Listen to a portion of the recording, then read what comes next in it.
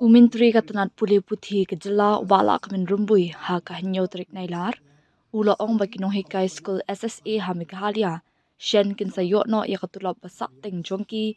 Hadien baka Sorkar Pdeng kala pelat ya kabaha padang sa kabadai jong benai jemang haduk jelio bat naitung. Ki nonghikai SSA kala yok pedang tang ya kabaha jong ke jela nadu benai yayong. Paladam namar ka jing slam pelat song pisa jong ke Sorkar Pdeng ong uba Lahkmen habakren Syllad tai kebuar.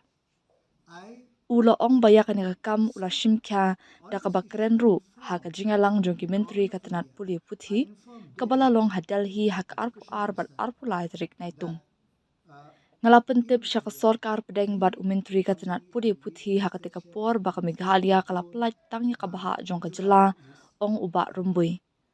Ula ong bana kaliang menteri ka Sorkar Pdeng ula kular bayakan ka song pisa on pelat no hapo ka shitayo bat ya kapisa la de ban pelat shaman ki district.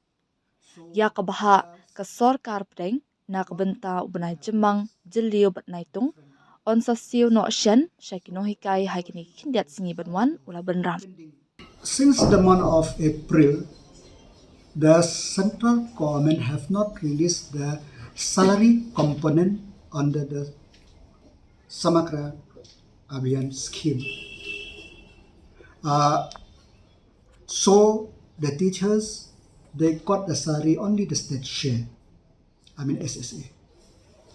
So on the 22nd and 23rd, the meeting of education minister is there in the river. I attend. I speak on this issue. I inform the government of India. I inform then education minister that in Meghalaya we only release the state share for the month of May, June, and July is ending. Then after that, the union minister replied that within 1 week they will release, and it is released. So the government have released to different district.